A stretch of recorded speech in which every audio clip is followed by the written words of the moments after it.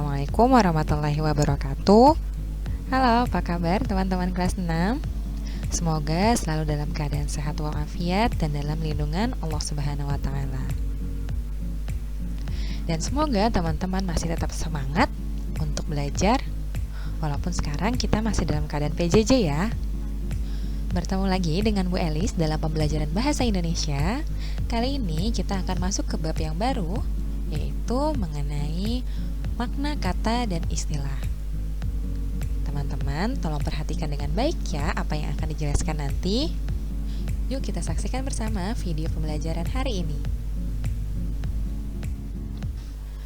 Hari ini kita memasuki bab keempat pada pembelajaran bahasa Indonesia dengan materi menentukan makna kata atau istilah.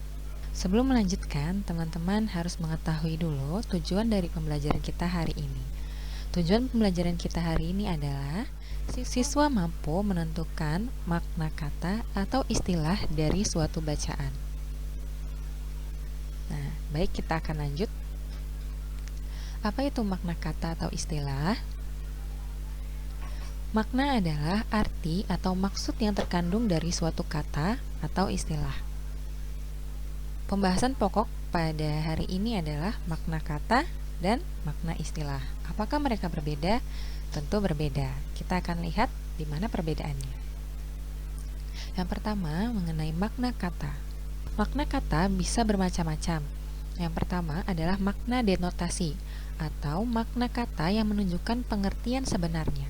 Contoh, kambing hitam itu besok akan disembelih. Kata yang bergaris bawah memiliki arti kambing yang berwarna hitam. Itu adalah makna aslinya atau arti yang sebenarnya, bahwa kambing itu berwarna hitam. Jenis makna yang berikutnya adalah makna konotasi. Nah, makna konotasi ini adalah kebalikan dari denotasi. Karena makna konotasi adalah makna kata yang menunjukkan kiasan atau mempunyai makna lain di baliknya. Contoh, orang tua sudah banyak makan asam garam kehidupan. Nah, kata yang bergaris bawah memiliki arti sudah mendapatkan pengalaman hidup yang baik maupun buruk. Nah, itu adalah arti dari kata makan asam garam. Jadi, bukan berarti makan asam dan garam. Nah, makan asam garam ini memiliki makna yang lain, yaitu sudah memiliki pengalaman hidup yang baik maupun buruk. Jenis makna yang berikutnya adalah makna lesikal. Makna ini adalah makna yang terdapat pada kata dasarnya tanpa bergabung dengan bentuk lain. Dilihat dalam Kamus Besar Bahasa Indonesia atau KBBI.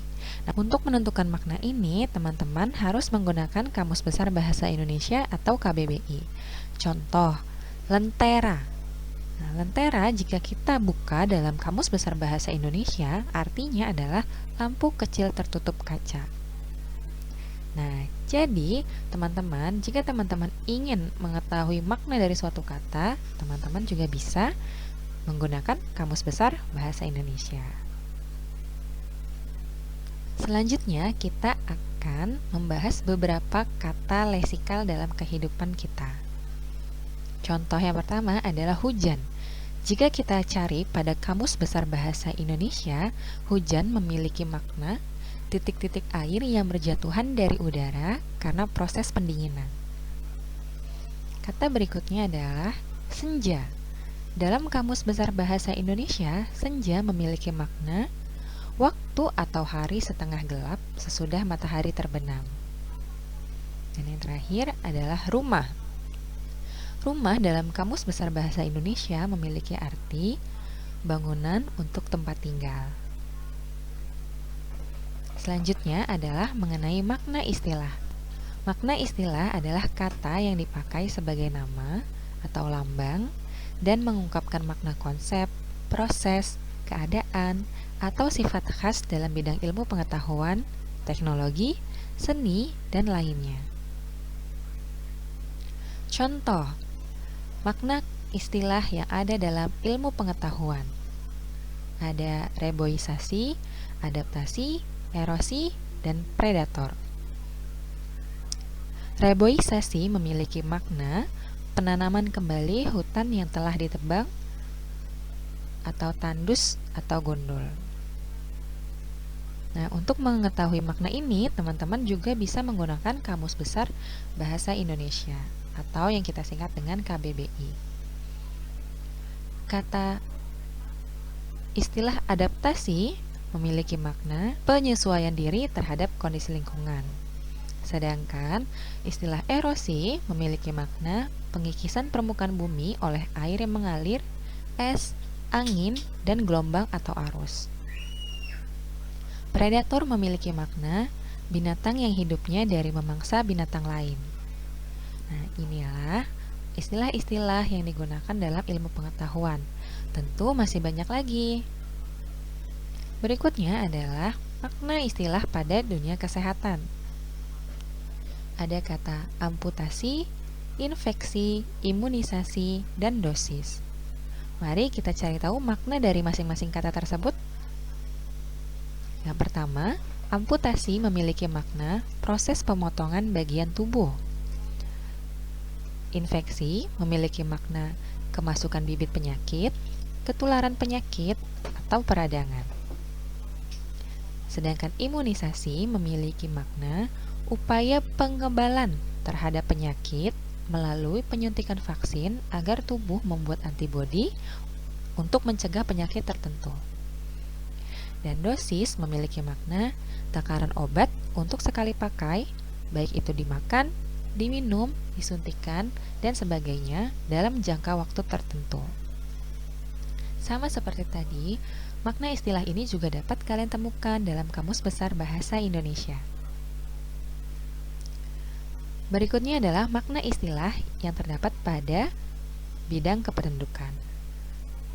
Ada kata imigrasi, emigrasi, transmigrasi, dan urbanisasi.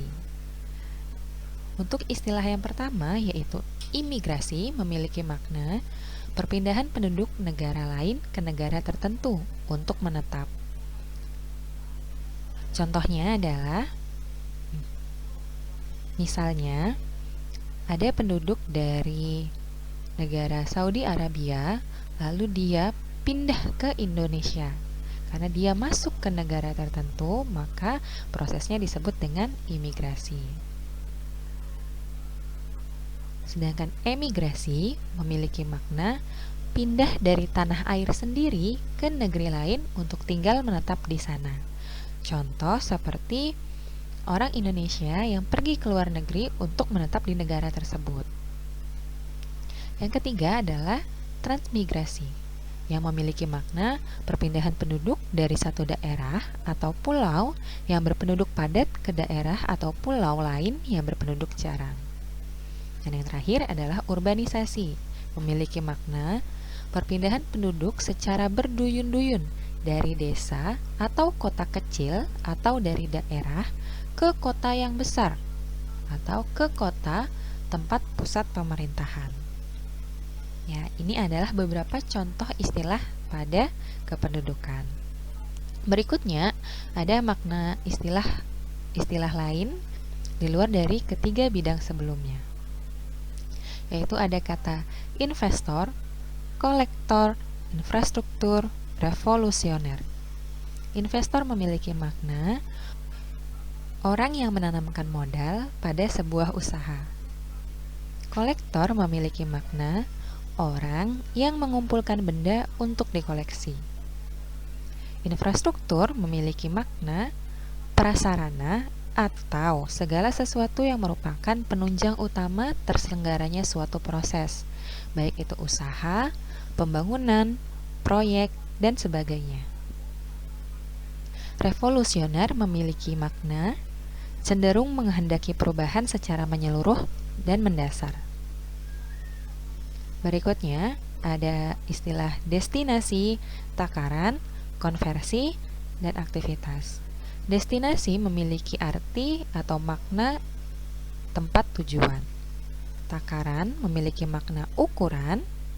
Konversi memiliki makna perubahan dari satu bentuk, dan aktivitas memiliki arti kegiatan yang dilakukan. Nah, inilah contoh-contoh istilah yang sering digunakan dalam pembelajaran bahasa Indonesia untuk kelas 6. Untuk yang lainnya, teman-teman bisa mencari lagi di Kamus Besar Bahasa Indonesia.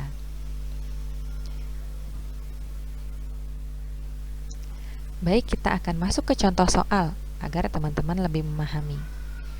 Yang pertama, di sini ada bacaan, lalu teman-teman diminta untuk menentukan makna kata aktivitas dalam paragraf tersebut. Berarti teman-teman harus cari kata aktivitas dalam bacaan ini. Nah, kita lihat di sini. Tidur merupakan kebutuhan manusia. Saat tidur, seluruh anggota tubuh beristirahat. Mengistirahatkan tubuh dari berbagai macam aktivitas idealnya memerlukan waktu sebanyak 8 jam. Nah, kita menemukan kata aktivitas di sini. Pertanyaannya, makna kata aktivitas dalam paragraf tersebut adalah, nah kita cari di sini, apakah yang A, yang B, yang C, atau yang D? Cara yang mudah adalah teman-teman silahkan cari pada Kamus Besar Bahasa Indonesia. Teman-teman akan menemukan apa arti dari aktivitas. Walaupun terkadang kita juga harus menyesuaikan konteksnya dengan bacaan. Tapi untuk kali ini teman-teman bisa melihatnya dalam kamus. Jika teman-teman membuka Kamus Besar Bahasa Indonesia, teman-teman akan menemukan bahwa aktivitas memiliki makna, kegiatan yang dilakukan. Jadi, jawabannya yang D. Baik, kita akan masuk ke dalam soal yang kedua. Pada soal diminta makna kata bergaris bawah pada teks tersebut. Makna kata bergaris bawah, di sini ada kata terampil. Nah, teman-teman boleh langsung cari dalam Kamus Besar Bahasa Indonesia atau KBBI. Kita lihat, sebagian besar anak zaman sekarang terampil dalam bidang teknologi. Mereka sudah terbiasa memanfaatkan kecanggihan teknologi masa kini. Nah, kira-kira mana yang cocok untuk kata terampil ini? Ahli membuat sesuatu, cakap menggunakan sesuatu, pandai mengerjakan tugas, atau lihai menyelesaikan masalah. Ya, jawabannya cakap menggunakan sesuatu. Nah, ternyata dalam kamus makna kata terampil pun cakap menggunakan sesuatu. Nah, itulah pembelajaran kita mengenai makna kata dan istilah. Semoga setelah pembelajaran ini teman-teman bisa memahami makna dari sebuah kata dan makna dari sebuah istilah pada suatu bacaan. Nah, sekarang yuk kita latihan mengerjakan soal. Silahkan teman-teman kerjakan soal yang sudah diberikan oleh guru kalian pada grup belajar kalian. Assalamualaikum warahmatullahi wabarakatuh. Selamat belajar.